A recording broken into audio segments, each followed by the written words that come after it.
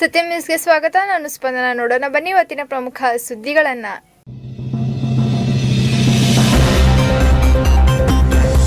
ಯರಗಟ್ಟಿ ಸಮೀಪದ ಮುಗಳಿಹಾಳ್ ಗ್ರಾಮದಲ್ಲಿ ಮಹಾತ್ಮ ಗಾಂಧಿ ಉದ್ಯೋಗ ಖಾತ್ರಿ ಯೋಜನೆ ಅಡಿ ಕೆಲಸ ಮಾಡುತ್ತಿರುವ ಕೂಲಿ ಕಾರ್ಮಿಕರು.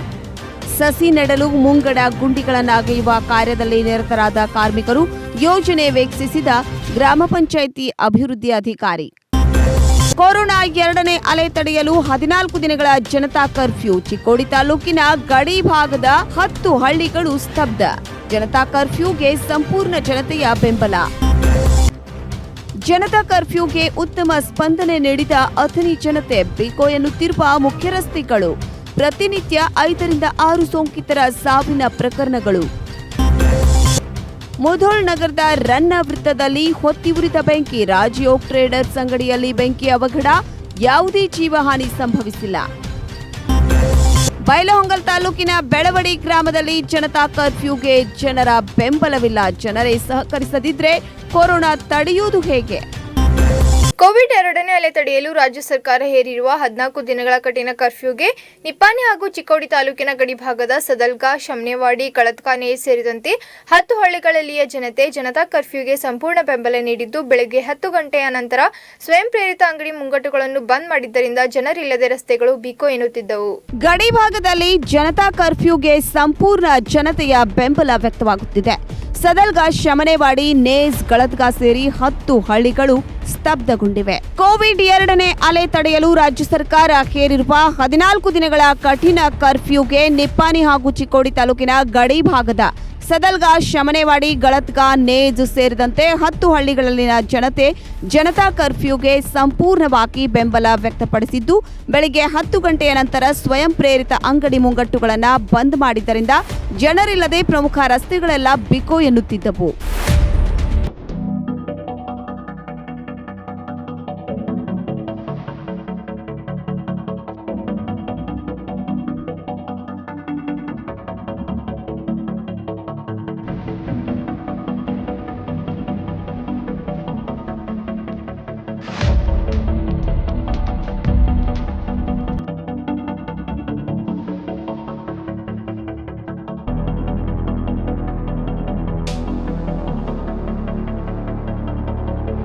ಸದಲ್ಗಾ ಪಟ್ಟಣ ದಿನವಿಡೀ ಸರ್ಕಾರಿ ಕಾರ್ಯಾಲಯ, ಬ್ಯಾಂಕ್, ವ್ಯಾಪಾರ ವಹಿವಾಟಕ್ಕಾಗಿ ಸದಾ ಗಜಿಬಿಜಿಯಿಂದಿರುವ ಸದಲ್ಗಾ ಪಟ್ಟಣದಲ್ಲಿಂದು ಬಸ್, ಲಾರಿ, ಖಾಸಗಿ ವಾಹನಗಳಿಗೆ ನಿಷೇಧ ಹೇರಿದ್ದರಿಂದ ಸಂಚಾರವಿಲ್ಲದೆ ರಸ್ತೆಗಳು ಸೇರಿ ಇಡೀ ಪರಿಸರ ಸ್ತಬ್ಧವಾಗಿತ್ತು.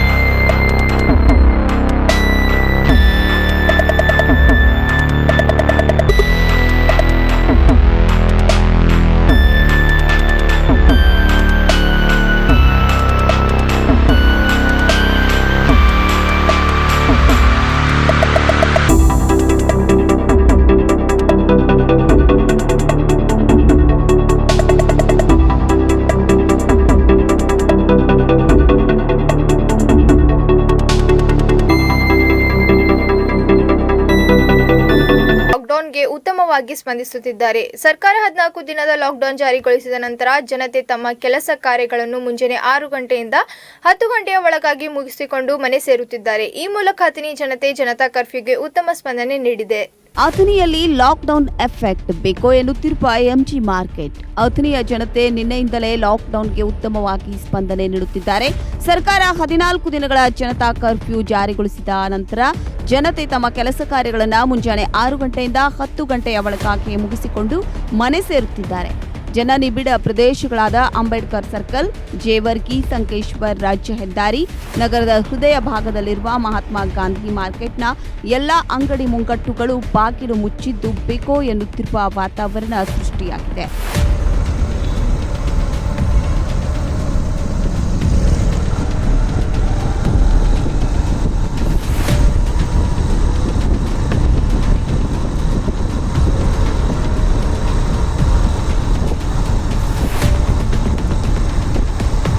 ಕೊರೋನಾ ವೈರಸ್ ಭಯ ಕೂಡ ಜನರನ್ನ ಮನೆಯಿಂದ ಹೊರಗೆ ಬಾರದಂತಹ ವಾತಾವರಣ ನಿರ್ಮಾಣ ಮಾಡಿಬಿಟ್ಟಿದೆ. ಯಾಕೆಂದ್ರೆ ಕಳೆದ 3 ದಿನಗಳಲ್ಲಿ ಪ್ರತಿನಿತ್ಯ 5 ರಿಂದ 6 ಸೋಂಕಿತರ ಸಾವಿನ ಪ್ರಕರಣಗಳು ವರದಿಯಾಗುತ್ತಿದ್ದು ಜನರನ್ನ ನಿದ್ದೆಗೆಡಿಸಿವೆ.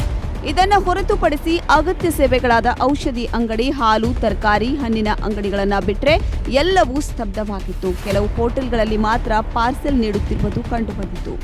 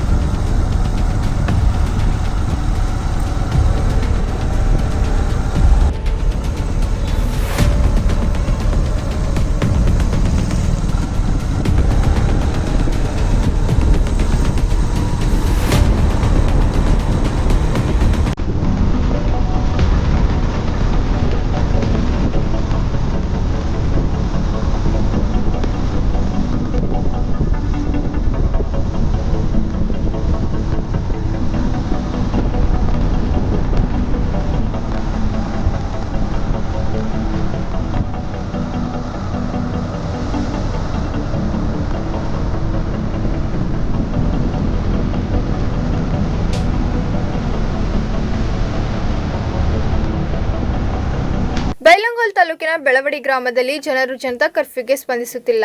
ಸೊಸೈಟಿ ಮುಂದೆ ಸಾಮಾಜಿಕ ಅಂತರ ಕಾಯ್ದುಕೊಳ್ಳುತ್ತಿಲ್ಲ, ಮಾಸ್ಕ್ ಧರಿಸುತ್ತಿಲ್ಲ. ಜನರು ಅಲ್ಲಲ್ಲಿ ಗುಂಪಾಗಿ ಕುಳಿತಿದ್ದಾರೆ. ಸರ್ಕಾರ ಏನೇ ಕಾನೂನು ಮಾಡಿದರೂ ಜನರು ಸ್ಪಂದಿಸುತ್ತಿಲ್ಲ. ಕೊರೋನಾ 2ನೇ ಅಲೆ ತೀವ್ರಗೊಂಡ ಹಿನ್ನೆಲೆ ರಾಜ್ಯ ಸರ್ಕಾರ 14 ದಿನಗಳ ಜನತಾ ಕರ್ಫ್ಯೂ ಜಾರಿಗೊಳಿಸಿದೆ.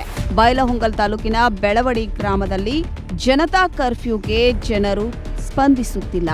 ಬೆಳವಡಿ ಗ್ರಾಮದ ಸೊಸೈಟಿ ಎದುರುಗಡೆ ಸಾಮಾಜಿಕ ಅಂತರವನ್ನು ಕೂಡ ಕಾಯ್ದುಕೊಳ್ಳದೆ, ಮಾಸ್ಕ್ ಧಾರಣೆ ಮಾಡದೆ ಜನರು ಅಲ್ಲಲ್ಲಿ ಗುಂಪಾಗಿ ಕುಳಿತಿರುವ ದೃಶ್ಯವನ್ನ ತಾವಿಲ್ಲಿ ಕಾಣಬಹುದಾಗಿದೆ. ಸರ್ಕಾರ ಎಷ್ಟೇ ಕಠಿಣ ಕಾನೂನು ತಂದರೂ ಕೂಡ ಜನರು ಸಹಕರಿಸುತ್ತಿಲ್ಲ.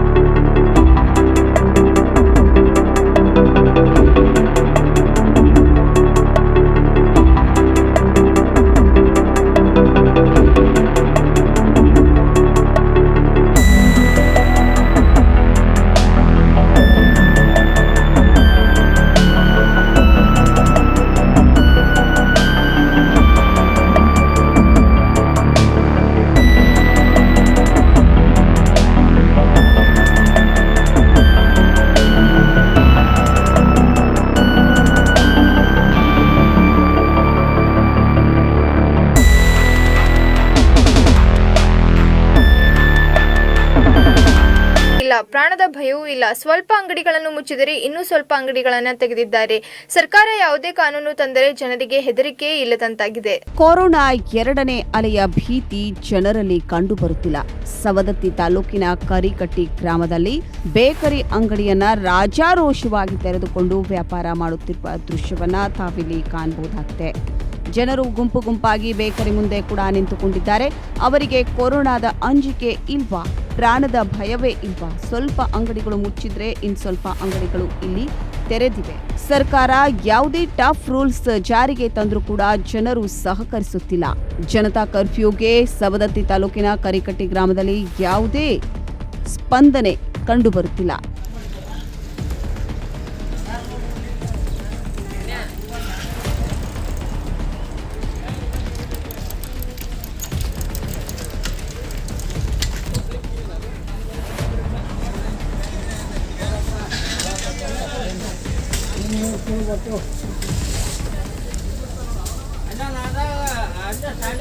तोंड पटक ना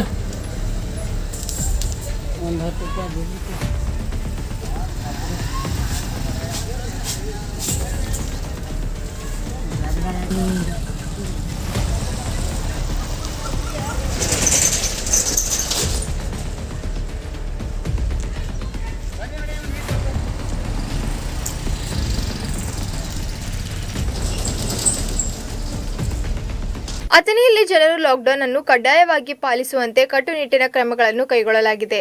ಸದ್ಯ ರಾಜ್ಯ ಸರ್ಕಾರದ ಸುತ್ತೋಲೆಯಲ್ಲಿ 14 ದಿನ ಲಾಕ್ಡೌನ್ ಇರುವುದರಿಂದ ಬೆಳಿಗ್ಗೆ 10 ಗಂಟೆಯವರೆಗೆ ಅಗತ್ಯ ವಸ್ತು ಖರೀದಿಸಬಹುದಾಗಿದೆ. ನಂತರ ಉಳಿದ ವಹಿವಾಟು ಸ್ಥಗಿತಗೊಳಿಸುವಂತೆ ಶಿಸ್ತು ಕ್ರಮ ಜರುಗಿಸಲು ತಾಲೂಕಾಡಳಿತ ಸನ್ನದ್ಧವಾಗಿತ್ತು. ಅಥಣಿಯಲ್ಲಿ ಜನರು ಲಾಕ್ಡೌನ್ ಅನ್ನು ಕಡ್ಡಾಯವಾಗಿ ಪಾಲಿಸುವಂತೆ ಕಟ್ಟುನಿಟ್ಟಿನ ಕ್ರಮಗಳನ್ನು ಕೈಗೊಳ್ಳಲಾಗಿದೆ. ಸದ್ಯ ಸರ್ಕಾರದ ಸುತ್ತೋಲೆಯಂತೆ 14 ದಿನಗಳ ಲಾಕ್ಡೌನ್ ಇರೋದ್ರಿಂದ ಬೆಳಗ್ಗೆ 10 ಗಂಟೆಯವರೆಗೆ ಅಗತ್ಯ ವಸ್ತುಗಳನ್ನು ಖರೀದಿಸಬಹುದಾಗಿದೆ. ನಂತರ ಉಳಿದ ವಹಿವಾಟು ಸ್ಥಗಿತಗೊಳಿಸುವಂತೆ ಶಿಸ್ತು ಕ್ರಮ ಜರುಗಿಸಲು ತಾಲೂಕಾಡಳಿತ ಸನ್ನದ್ಧವಾಗಿತ್ತು. ಪೊಲೀಸ್ ಇಲಾಖೆಯ DYSP SV Girish, CPI Shankargouda Basanagoudar ಮತ್ತು ಪಿಎಸ್ಐ ಕುಮಾರ್ ಹಾಡ್ಕಾರ್ ಅವರ ತಂಡ ಕೂಡ ತಾಲೂಕಿನ ಗ್ರಾಮಗಳಿಗೆ ತೆರಳಿ ಲೌಡ್ ಸ್ಪೀಕರ್ ಮೂಲಕ ಜನರಿಗೆ ಎಚ್ಚರಿಕೆ ನೀಡುವ ಮೂಲಕ ಕೊರೋನಾ ಸಂಕಷ್ಟದ ಸಮಯದಲ್ಲಿ ಸಹಕರಿಸುವಂತೆ ತಿಳಿ ಹೇಳಿದರು. ನಿಗದಿತ ಸಮಯದ ಬಳಿಕವೂ ಅನಗತ್ಯವಾಗಿ ತಿರುಗಾಡುವ ಜನರಿಗೆ ಮತ್ತು ಮಾಸ್ಕ್ ಧರಿಸದೇ ಇರೋರಿಗೆ ಬಿಸಿ ಮುಟ್ಟಿಸಲು ತಾಲೂಕಾಡಳಿತ ಮುಂದಾಯಿತು. ರಾಜ್ಯ ಸರ್ಕಾರದ 2ನೇ ಮಾರ್ಗಸೂಚಿ ಬಂದ ಮೇಲೆ ಮತ್ತಷ್ಟು ಖಡಕ್ ಕ್ರಮಗಳನ್ನು ಜಾರಿಗೆ ತರಬೇಕಾದ ಹಿನ್ನೆಲೆಯಲ್ಲಿ 14 ದಿನಗಳ ಲಾಕ್ಡೌನ್ಗೆ ತಾಲೂಕು ದಂಡಾಧಿಕಾರಿ ದುಂಡಪ್ಪ ಕೋಮಾರ್ ಮತ್ತು ಪಿಎಸ್ಐ ಕುಮಾರ್ ಹಾಡ್ಕಾರ್ ರಸ್ತೆಗೆ ಇಳಿದರು. ಅನಗತ್ಯವಾಗಿ ಅಲೆಯುತ್ತಿದ್ದ ಜನರಿಗೆ ಪೊಲೀಸರು ಲಾಠಿ ರುಚಿ ತೋರಿಸುವ ಮೂಲಕ ಜನರು ರಸ್ತೆಗಿಳಿಯದಂತೆ ಮಾಡುತ್ತಿದ್ದ ದೃಶ್ಯಗಳು ಅಥಣಿ ಪಟ್ಟಣದ ಅಂಬೇಡ್ಕರ್ ವೃತ್ತದಲ್ಲಿ ಕಂಡುಬಂದವು. ಅಥಣಿ ಪುರಸಭೆಯ ಮುಖ್ಯಾಧಿಕಾರಿ ಮಹಾಂತೇಶ್ ಕೋಲಾಪುರ್ ಇವರ ನೇತೃತ್ವದಲ್ಲಿ ಕೋವಿಡ್ ಮಾರ್ಷಲ್ ಪಡೆ ತಂಡವನ್ನು ರಚಿಸಿ ರೋಡಿಗೆ ಬರುವ ಹೋಗುವ ಜನರಿಗೆ ಬಿಸಿ ಮುಟ್ಟಿಸುವ ಕೆಲಸ ಮಾಡುವುದರ ಜೊತೆಗೆ ಅನವಶ್ಯಕ ತಿರುಗಾಡುವ ಜನರಿಗೆ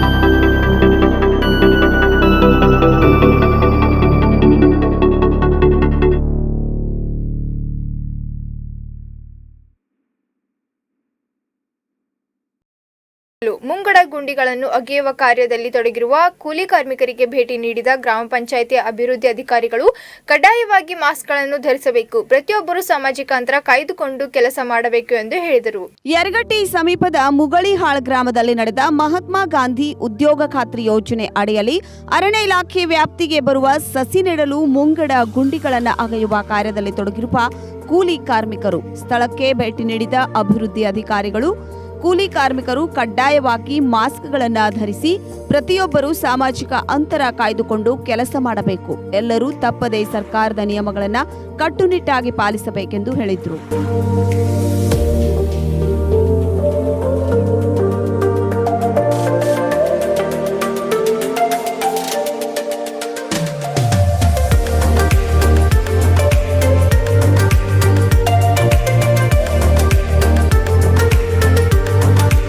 ಈ ಸಂದರ್ಭದಲ್ಲಿ ಸ್ಥಳೀಯ ಅರಣ್ಯ ಇಲಾಖೆಯ ಸಿಬ್ಬಂದಿಯವರು ಮಾತನಾಡಿ ಕೂಲಿ ಕಾರ್ಮಿಕರಿಗೆ ಮುಂಗಡ ಗುಂಡಿಗಳ ನಿಯಮದ ಬಗ್ಗೆ ತಿಳಿ ಹೇಳಿದರು. ಈ ಸಂದರ್ಭದಲ್ಲಿ ಗ್ರಾಮ ಪಂಚಾಯಿತಿ ಅಭಿವೃದ್ಧಿ ಅಧಿಕಾರಿಯಾದ ಅಮಿತ್ ನಾಯಕ್, ಗ್ರಾಮ ಪಂಚಾಯಿತಿ ಸಿಬ್ಬಂದಿಗಳು, ಅರಣ್ಯ ಇಲಾಖೆ ಸಿಬ್ಬಂದಿ ಬಸಪ್ಪ ಅರ್ಭಾವಿ ಸೇರಿದಂತೆ ಮುಂತಾದವರು ಉಪಸ್ಥಿತರಿದ್ದರು. ಬಾಗಲಕೋಟೆ ಜಿಲ್ಲೆಯ ಮುಧೋಳ್ ನಗರದಲ್ಲಿರುವ ರನ್ನ ವೃತ್ತದಲ್ಲಿರುವ ರಾಜಯೋಗ ಟ್ರೇಡರ್ಸ್ ಬೆಂಕಿ ಅವಘಡದಿಂದ ಹೊತ್ತಿ ಉರಿದಿದೆ.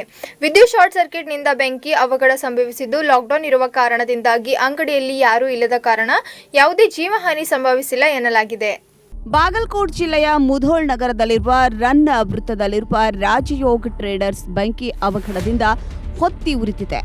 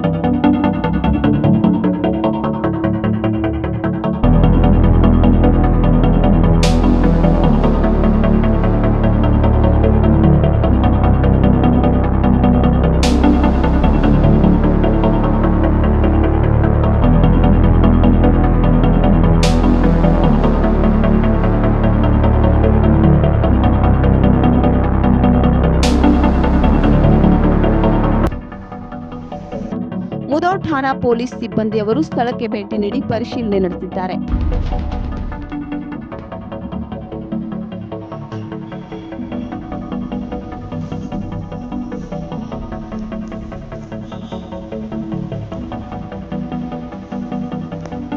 ಕಾಗವಾಡ ತಾಲೂಕಿನಿಂದ ಅಕ್ರಮವಾಗಿ ಮರಳು ಮಹಾರಾಷ್ಟ್ರಕ್ಕೆ ಸಾಗುತ್ತಿದೆ ಎಂದು ಸತ್ಯಂ ವಾಹಿನಿಯಲ್ಲಿ ವರದಿ ಪ್ರಸಾರವಾಗಿತ್ತು. ಆದರೆ ಚೆಕ್ಪೋಸ್ಟ್ನ ಅರ್ಧ ಕಿಲೋಮೀಟರ್ ಅಂತರದಲ್ಲಿ ರಸ್ತೆ ಕಾಮಗಾರಿ ನಡೆಯುತ್ತಿದೆ. ಆದ್ದರಿಂದ ನಮ್ಮ ಕಾಮಗಾರಿಗೆ ಅಧಿಕಾರಿಗಳು ಅಡಚಣೆ ಮಾಡಬೇಡಿ, ಕರ್ನಾಟಕಕ್ಕೆ ಕೆಲಸ ಮಾಡುವ ವಾಹನಗಳನ್ನು ತಡೆಯಬೇಡಿ, ಮಹಾರಾಷ್ಟ್ರಕ್ಕೆ ಹೋಗುವ ವಾಹನಗಳನ್ನು ತಡೆಯಿರಿ ಎಂದು ಸತ್ಯಂ ವಾಹಿನಿಯ ಮೂಲಕ ಅಧಿಕಾರಿಗಳಿಗೆ ಗ್ರಾಮಸ್ಥರು ಮನವಿ ಮಾಡಿಕೊಂಡರು. ಕಾಗವಾಡ ತಾಲೂಕಿನಿಂದ ಅಕ್ರಮವಾಗಿ ಮರಳು ಮಹಾರಾಷ್ಟ್ರಕ್ಕೆ ಸಾಗುತ್ತಿದೆ ಎಂದು ಸತ್ಯಂ ವಾಹಿನಿಯಲ್ಲಿ ವರದಿ ಪ್ರಸಾರವಾಗಿತ್ತು. ಆದರೆ ಚೆಕ್ಪೋಸ್ಟ್ನ ಅರ್ಧ ಕಿಲೋಮೀಟರ್ ಅಂತರದಲ್ಲೇ ಕಾಗವಾಡ ಗ್ರಾಮ ಪಂಚಾಯಿತಿ 15ನೇ ಹಣಕಾಸು ಯೋಜನೆ ಅಡಿಯಲ್ಲಿ ರಸ್ತೆ ಕಾಮಗಾರಿ ನಡೆಯುತ್ತಿದೆ. ಆದ್ದರಿಂದ ನಮ್ಮ ಕಾಮಗಾರಿಗೆ ಅಧಿಕಾರಿಗಳು ಯಾವುದೇ ರೀತಿಯ ವಾಹನಗಳನ್ನ ಕರ್ನಾಟಕಕ್ಕೆ ಕೆಲಸ ಮಾಡುವ ವಾಹನಗಳನ್ನ ತಡೆಯಬೇಡಿ, ಮಹಾರಾಷ್ಟ್ರಕ್ಕೆ ಹೋಗುವ ವಾಹನಗಳನ್ನ ಮಾತ್ರ ತಡೆಯಿರಿ ಎಂದು ಸತ್ಯಂ ವಾಹಿನಿಯ ಮೂಲಕ ಅಧಿಕಾರಿಗಳಿಗೆ ಗ್ರಾಮಸ್ಥರು ಮನವಿ ಮಾಡಿಕೊಂಡರು. ಕರ್ನಾಟಕದಿಂದ ಮಹಾರಾಷ್ಟ್ರಕ್ಕೆ ಮುರುಮ್ ಹೋಗ್ತಿದ್ದೆ ತಂದ ಅಕ್ರಮ ಮುರುಮ್ ಹೊಂಟಿದ್ದೆ ತಂದ ನ್ಯೂಸ್ ಮಾಡಿದಿರಿ. ಆದ್ರೆ ನಾವು ಆ್ಯಕ್ಚುಲಿ ಈಗ ಸದ್ಯ ಮಾಡ್ಕತ್ತಿಂದ 15ನೇ ಹಣಕಾಸಿದಾಗ ಕಾಗವಾಡ ಗ್ರಾಮ ಪಂಚಾಯತಿದ 50 ಲಕ್ಷದ ಕ್ರಿಯೋಜನೆ ಮಾಡಿದ್ದೀವಿ ರೀ. ಅದರದಾಗ ವರ್ಕ್ ನಾವು ಈಗ ಚೆಕ್ ಪೋಸ್ಟ್ದಿಂದ ಮುಂದಿನ ಬಾಜು ಮಗದುಂಕೋಡಿ ರಸ್ತೆ ಅಂತ ಬರ್ತಿದ್ವಿ, ಅಲ್ಲಿ ನಾನಾ ಕಾಂಟ್ಯಾಕ್ಟರ್ ಇದೇನು ರೀ, ನಾವು ಇದು ಮಾಡ್ತೀವಿ. ಆ ಥರದ್ದು ವರ್ಕ್ ಆರ್ಡರ್ ಸಕಟ್ ನಮ್ಮ ಕಡೆ ಐತಿ. ಆದ್ರೆ ನೀವು ಮಾರಾಟಕ್ಕೆ ಹೋದಿತ್ತೆ ಅಂತ ತಪ್ಪು ನೀವು ಇದು ಮಾಡ್ಕೊಂಡು ಇದು ಮಾಡಿದಿರಿ. ಈಗ ನಮ್ಗೆ ಯಾರು ತಹಶೀಲ್ದಾರ್ ಆಗಲಿ ಕಿಂवा ಯಾರೋ ಆಗಲಿ ಅಧಿಕಾರಿಗಳು ನಮ್ಗೆ ಜರ್ ಇದು ಮಾಡಿರಿ ಅಂದ್ರೆ ಕ್ರಮ ಕೈಗೊಳ್ತಾ ಅಂದ್ರೆ ಮಾರಾಟ ಹೊಂಟಿದ್ದೆ ಅಂತ ಕ್ರಮ ಕೈಗೊಂಡ್ರೆ ಅಭಿವೃದ್ಧಿ ಕಾಮಗಾರಿಗಳು ಆಗೋದು ಹೆಂಗೆ ರೀ? ಅದ್ರ ಸಂಬಂಧ ನೀವು ನ್ಯೂಸ್ ಚಾನಲ್ದವ್ರ ಯಾವುದು ಸತ್ಯ ಐತಿ ಯಾವುದು ಸುಳ್ಳು ಐತಿ ಅನ್ನೋದು ಥರ ಪರಿಶೀಲನೆ ಮಾಡಿ ನ್ಯೂಸ್ ಕೊಡ್ತಾರಂದ್ರೆ ಇದಾಗ್ತೈತಿ. ಇದರಿಂದ ಸಾರ್ವಜನಿಕರ ಮ್ಯಾಗ ಭೀ ತಪ್ಪು ಇದು ತಿಳುವಳಿಕೆ ಆಗ್ತೈತಿ. ಅದರಿಂದ ನೀವು ದಯಮಾಡಿ ಇನ್ನೊಮ್ಮೆ ಯಾವುದೇ ಮಾಡೋದ್ನಾಗ ಜರ ಪರಿಶೀಲನೆ ಮಾಡಿ ನ್ಯೂಸ್ ಕೊಡ್ತು ಬರ್ರಿ ಅಥವಾ ನಾವು ಎಲ್ಲ ಸಾರ್ವಜನಿಕರ ವತಿಯಿಂದ ನಮ್ಮ ಅಭಿವೃದ್ಧಿ ಇದು ಪಂಚಾಯತಿ ವತಿಯಿಂದ ನಾವು ನಿಮ್ಗೆ ಕೇಳ್ಕೊತೀವಿ ರೀ. ನಮ್ಮ ಹೆಸರು ಸತಿಗೌಡ ಶಿವಗೌಡ ಪಾಟೀಲ, ಕಾಂಟ್ರಾಕ್ಟರ್ ಕಾಗವಾಡ. ಶಿವಕುಮಾರ್ ದಳ್ವಿ, ಸತ್ಯಂ ನ್ಯೂಸ್, ಕಾಗವಾಡ.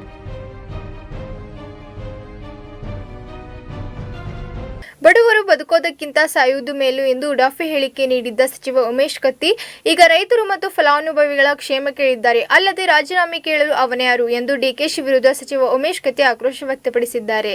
ಬಡವರು ಬದುಕೋದಕ್ಕಿಂತ ಸಾಯೋದೇ ಮೇಲು ಎಂದು ಉಡಾಫೆ ಹೇಳಿಕೆ ನೀಡಿದ್ದ ಸಚಿವ ಉಮೇಶ್ ಕತ್ತಿ ಈಗ ರೈತರು ಮತ್ತು ಫಲಾನುಭವಿಗಳ ಕ್ಷಮೆ ಕೇಳಿದ್ದಾರೆ. ಬೆಳಗಾವಿಯ ಜಿಲ್ಲಾ ಪಂಚಾಯಿತಿಯಲ್ಲಿ ನಡೆದ ಕೋವಿಡ್ ಸಭೆ ಬಳಿಕ ಮಾಧ್ಯಮಗಳ ಜೊತೆ ಮಾತನಾಡಿದ ಅವರು, ನನ್ನಿಂದ ಏನಾದರೂ ರೈತರು ಮತ್ತು ಫಲಾನುಭವಿಗಳಿಗೆ ತೊಂದರೆಯಾಗಿದ್ದರೆ ಅವರಿಗೆ ಕ್ಷಮೆ ಕೇಳುತ್ತೇನೆ ಎಂದು ಹೇಳಿದ್ದಾರೆ. ಕಾಂಗ್ರೆಸ್ಗೆ ಮಾಡೋ ಕೆಲಸ ಇಲ್ಲ. ಈಗ ಸಿದ್ದರಾಮಯ್ಯನವರು ಯಡಿಯೂರಪ್ಪನ ಹೆಸರು ಹೇಳಿ ನಾನು ಮುಖ್ಯಮಂತ್ರಿ ಆದರೆ 10 ಕಿಲೋವರೆಗೆ ಕೊಡ್ತೀನಿ. ಇದೇ ಸಿದ್ದರಾಮಯ್ಯ 7 kg ಕೊಟ್ಟಿದ್ದು ನಾವು ನೋಡಿದ್ದೀವಿ. ಇದೇ ಸಿದ್ದರಾಮಯ್ಯ 4 kg ಕೊಟ್ಟಿದ್ದು ನಾವು ನೋಡಿದ್ದೀವಿ. ಆದರೆ ಇವತ್ತು ಮುಂದೆ ಮುಖ್ಯಮಂತ್ರಿ ಆದರೆ ಕೊಡ್ತೀನಿ ಅಂತ ಹೇಳ್ತಾನೆ. ಮೊದಲು ಅವನು ಡಿ.ಕೆ. ಶಿವಕುಮಾರ್ ಬೈಸ್ಕೊಂಡು ಅವ್ರು ಯಾರು ಮುಖ್ಯಮಂತ್ರಿ ಆಗ್ತಾರೆ ಅದನ್ನು ಸರಿಯಾಗಿ ರಾಜ್ಯ ಜನಕ್ಕೆ ಹೇಳಲಿ, ಅವ್ರು ಮುಖ್ಯಮಂತ್ರಿ ವಿತರಣೆ ಮಾಡಲಿ. ನಮ್ಮ ಸರ್ಕಾರ ಆಹಾರ ಖಾತ್ರಿ ಯೋಜನೆಯಲ್ಲಿ ಸರಿಯಾದ ವಿತರಣೆ ಮಾಡ್ತಾ ಇದ್ವಿ, ಪೌಷ್ಟಿಕ ಆಹಾರವನ್ನು ವಿತರಣೆ ಮಾಡ್ತಾ ಇದ್ವಿ. ಇದು ಗ್ರಾಹಕರಿಗೆ ಒಳ್ಳೇದಾಗುತ್ತದೆ, ರೈತರಿಗೂ ಬೆಳೆದಂಥ ಬೆಳೆಗೂ ಒಳ್ಳೇದಾಗುತ್ತೆ ಅಂತ ಹೇಳಿ ನಿನ್ನ ಹೇಳಿಗೆ ಉತ್ತರ ಕೊಡಕ್ಕೆ ಆಗಿಲ್ಲ. ನಾನು ಹೇಳೋದಕ್ಕೆ ಕೇಳು, ನಾನು ಹೇಳೋದಕ್ಕೆ ಕ್ಷಮೆ ಕೇಳಾಗಿದೆ. ನಿಮಗೂ ಕ್ಷಮೆ ಕೇಳ್ತಾ ಇದ್ದೀನಿ. ರಾಜ್ಯದ ಫಲಾನುಭವಿಗಳಿಗೆ ರೈತರಿಗೆ ಏನಾದರೂ ಮನಸ್ಸು ದೂಷಿದ್ರೆ ಉಮೇಶ್ ಕತ್ತಿ ಪರವಾಗಿ ಸ್ವಂತ ಉಮೇಶ್ ಕತ್ತಿನೇ ನಾನು ಕ್ಷಮೆಯನ್ನು ರೈತರನ್ನು ಕೇಳ್ತಾ ಇದ್ದೀನಿ, ಅದರ ಜೊತೆ ಫಲಾನುಭವಿಗಳು ಕೇಳ್ತಾ ಇದ್ದೀನಿ, ರಾಜ್ಯದ ಜನತೆಯನ್ನು ನಾನು ಕೇಳ್ತಾ ಇದ್ದೀನಿ. ಯಾವುದೇ ತೊಂದರೆ ಮಾಡೋಕ್ಕೆ ಹೊಂಟಿಲ್ಲ. ರಾಜ್ಯ ಜನ ಒಳ್ಳೆಯ ಪೌಷ್ಟಿಕ ಆಹಾರಗಳನ್ನು ಉಣ್ಣಲಿ, ಬದುಕಲಿ ಅನ್ನುವಂಥ ದೃಷ್ಟಿಯಿಂದ ನಾನು ಆಹಾರ ಇಲಾಖೆ ನಡೆಸ್ತಾ ಇದ್ದೀನಿ. ಇದರಲ್ಲಿ ಯಾರೇ ಅಡ್ಡು ಬಂದರೂ ಇಲ್ಲಿ ನಿಲ್ಸಕ್ಕೆ ಆಗಂಗಿಲ್ಲ, ಮುಂದುವರಿಸ್ತೀನಿ ಅಂತ ಹೇಳಕ್ಕಿತ್ತು. ಸಂಜೆ ಒಳಗೆ ರಾಜೀನಾಮೆ ನೀಡದಿದ್ರೆ ಶವಯಾತ್ರೆ ನಡೆಸುತ್ತೇವೆ ಎಂಬ ಡಿಕೆಶಿ ಹೇಳಿಕೆಗೆ ಪ್ರತಿಕ್ರಿಯೆ ನೀಡಿದ ಸಚಿವ ಉಮೇಶ್ ಕತ್ತಿ, ನನ್ನ ರಾಜೀನಾಮೆ ಕೇಳಲು ಡಿಕೆ ಶಿವಕುಮಾರ್ ಯಾರು? ಶವಯಾತ್ರೆ ಮಾಡಿ ಶವವನ್ನ ಸಿದ್ದರಾಮಯ್ಯನ ಮನೆ ಮುಂದೆ ಹೂಳಲಿ. ಡಿಕೆಶಿ ರಾಜಕೀಯ ಮಾಡೋದಾದ್ರೆ ಮಾಡ್ಲಿ, ನಾ ಯಾವುದಕ್ಕೂ ಕೇರೆ ಮಾಡಲ್ಲ ಎಂದು ಉಮೇಶ್ ಕತ್ತಿ ಹೇಳಿದ್ದಾರೆ. ನನ್ನ ಸಿಎಂ ನನ್ನ ಜೊತೆ ಮಾತಾಡ್ತಾರೆ. ಇದು ಒಂದೇ ವಿಷಯ ಅಲ್ಲ, 10 ವಿಷಯಗಳು ಮಾತಾಡಿದ್ದೀವಿ. ಇದನ್ನು ಮಾತಾಡಿದ್ದೀವಿ. ಈಗ ನಿಮ್ಗೆ ಮಾಧ್ಯಮ ನಾನು ಈಗಾಗಲೇ ಹೇಳಿದ್ದೀನಿ, ಈಗೂ ಹೇಳ್ತಾ ಇದ್ದೀನಿ. ಅವ್ನು ಯಾರು ರೀ ರಾಜೀನಾಮೆ ಕೇಳಕ? ಯಾರ ಹೂವು ಆದಿಮ ರಾಜೀನಾಮೆ ಕೇಳ್ತಾನ? ಅವನೇನು ನಾನು ಕಾಂಗ್ರೆಸ್ ಅಧ್ಯಕ್ಷದಿಂದ ನಾನು ರಾಜೀನಾಮೆ ಕೇಳುವ ಏನು ಅಧಿಕಾರಿ ಅವ್ರಿಗೆ? ಮತ್ತು ಯಾರಿಗೆ ಏನು ನಾನು ಹೇಳಕ್ಕೆ ಹೋಗಿಲ್ಲ. ಅವ್ರದ್ದು ಶವಯಾತ್ರೆ ಮಾಡೋದಾದ್ರೆ ಕಾಂಗ್ರೆಸ್ನ ಶವ ತೊಗೊಂಡು ಹೋಗಿ ಮುಖ್ಯಮಂತ್ರಿ ಮನೆ ಮುಂದೆ ಹೋಗ್ಬೇಡ, ಅಪೋಸಿಷನ್ ಲೀಡರ್ ಮನೆಗೆ ಹೋಗಲಿ, ಅಲ್ಲಿ ಶವಯಾತ್ರೆ ಮಾಡಲಿ, ಅಲ್ಲೇ ಹುಳ್ಳಿ ಸಿದ್ದರಾಮಯ್ಯ ಮನೆಯಲ್ಲಿ ಹುಳ್ಳಿ ಶವಯಾತ್ರೆ ಈಶ್ವರ ಡಿ.ಕೆ. ಶಿವಕುಮಾರ್ ತೊಗೊಂಡು ಹೋಗಲಿ ಅಂತ ನಾನು ಹೇಳ್ತೇನೆ. ಇವಿಷ್ಟು ಪ್ರಮುಖ ಸುದ್ದಿಗಳು. ನಿರಂತರ ಸುದ್ದಿಗಳಿಗಾಗಿ ನೋಡ್ತಾ ಇರಿ ಸತ್ಯಂ ಟಿವಿ ಕನ್ನಡ. ನಮ್ಮ ನಡೆ ಸತ್ಯದ ಕಡೆ.